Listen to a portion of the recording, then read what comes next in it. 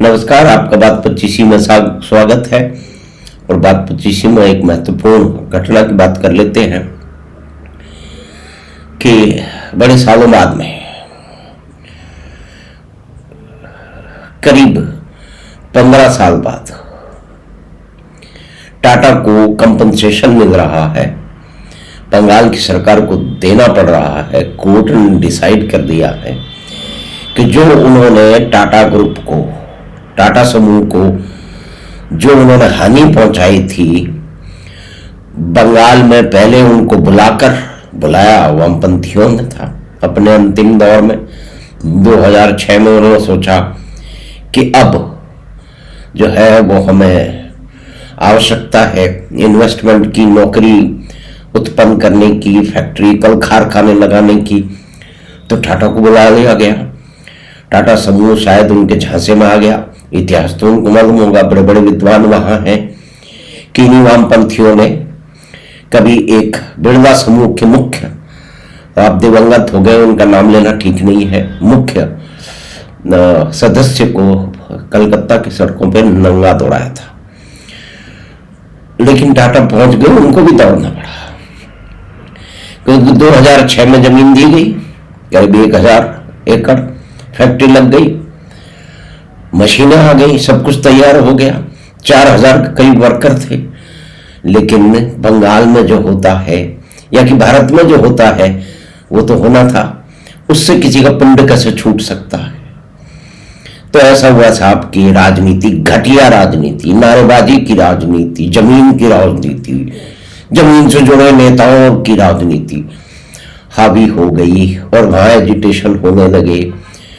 लोगों को वहां पहुंचने में दिक्कत होने लगी, वहां के मैनेजर परेशान हो गए। उन्होंने बात करनी शुरू की कि भाई हम यहाँ कार का प्रोटेक्शन करने, नैनो कार का, जाको टाटा साहब का, रतन टाटा का एक सपना था, तो नैनो कार वहां भी बननी थी। लेकिन बंगाल के राजनीतिज्ञों को उसमें सूंघ आ गई कि हम इसको भगा के यहाँ पे फिर हम शासन में बैठ जाएंगे, और वो इसमें कामयाब हो गए।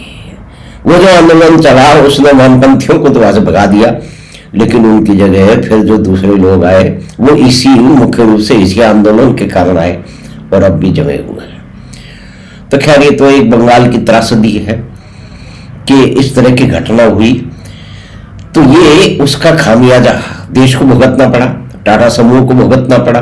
तो उसका कुछ कंपनसेशन ये 766 करोड़ रुपए का मिला है। उससे टाटा मोटर्स के शेयर में शायद गति आएगी, वो एक अलग बात है। लेकिन देखिए कितनी घटिया राजनीति हमारी चलती है यहाँ पे कि लोग शासन में आने के लिए, सत्ता पाने के लिए कुछ भी करने को तैयार हैं। वो लोगों के रोजगार की बलि देने को तैयार है। वो वहां पे विकास कोई होने वाला उसको रोजगार उसकी भी बलि देने के लिए तैयार है, क्योंकि ये नारेबाजी बड़ी ही मोहक है, बहुत सारे लोगों को रास आती है।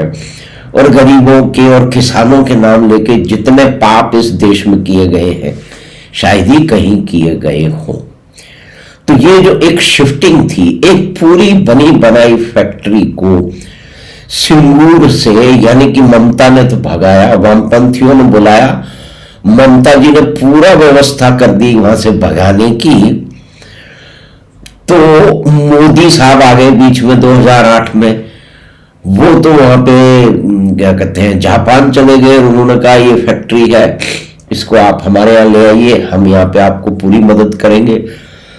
और उसी समय मानेसर में बहुत झंझाट हो रहा था, वहां पे भी जो है वो बहुत ही एरोगेंट और मिलिटेंट यूनियन की कुछ एक्टिविटियां हो रही थी। हजारों करोड़ रुपए का नुकसान भी वहां पे स्लो डाउन और काम बंद होने के कारण हो रहा था। तो अंत में यह निर्णय किया गया कि पूरी की पूरी factory lock stock and barrel, पूरी मशीनें उठा करके वहां ले जाए, जो भी कुछ उठा के ले जा सकते हैं ले जाना पड़ेगा। लेकिन ये दुनिया में सबसे बड़ा एक माइग्रेशन था, एक पूरी इंडस्ट्रियल यूनिट का, वो भी कार मैन्युफैक्चरिंग यूनिट का। वो कोई छोटा मोटा नहीं था, बहुत ही कॉम्प्लेक्स, बहुत ही जटिल, सैकड़ों हजारों तरह की मशीनें, दुनिया भर के तंत्र, उन सबको ट्रकों में लाद, करीब 3500 ट्रकों में लादा गया, 800-900 उसमें कंटेनर लगे। कहते हैं कि ये एक बहुत बड़ा ऑपरेशन था जिसको टाटा समूह ने बहुत ही समझदारी से एक क्लॉकवर्क प्रिसीजन के कारण उसको अंजाम दिया और सारी मशीनें, पूरा प्लांट 2000 किलोमीटर दूर करीब 7-8 महीने में उन्होंने शिफ्ट कर दिया। सिंगूर को क्या नुकसान हुए इस पे बात कभी अलग करेंगे, सानंद को क्या फायदे हुए उसकी भी बात अलग करेंगे।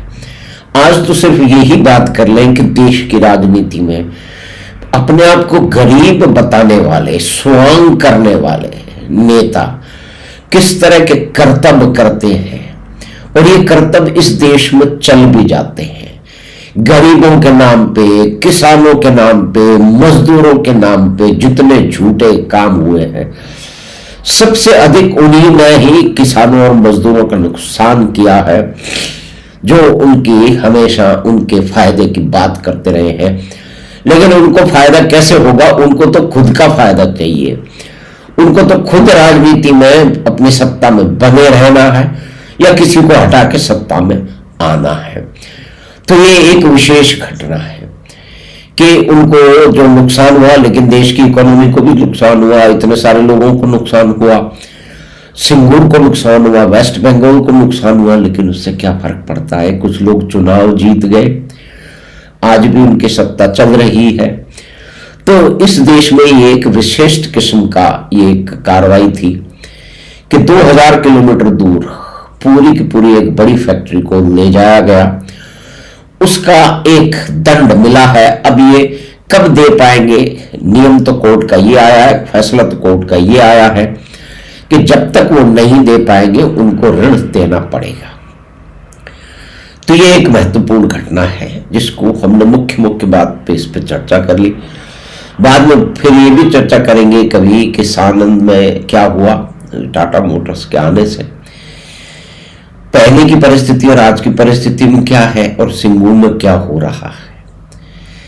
तो आपका बहुत बहुत धन्यवाद कि आपने ये छोटी सी बातचीत देखी जो कि टाटा के केस जीतने और सिंगूर से सानंद की जो टाटा मोटर्स की जो यात्रा है उसके बारे में थी।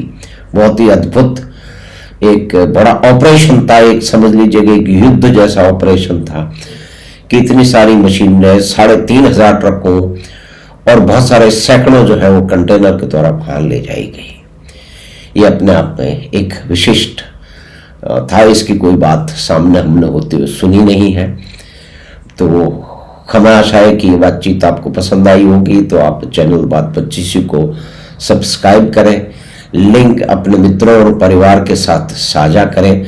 हम आपसे फिर मिलेंगे बात 25 की अगली बात में। और आपसे एक और फिर से निवेदन कि जिन लोगों ने चैनल बात 25 को सब्सक्राइब करने की कृपा की है वो अपना सब्सक्रिप्शन एक बार फिर से देख लें, क्योंकि जब आप सब्सक्राइब करते हैं तो डिफॉल्ट सेटिंग उसकी प्राइवेट होती है, उसे कृपा करके पब्लिक कर दें। धन्यवाद, नमस्कार। हम आपसे फिर मिलेंगे एक नई बात के साथ।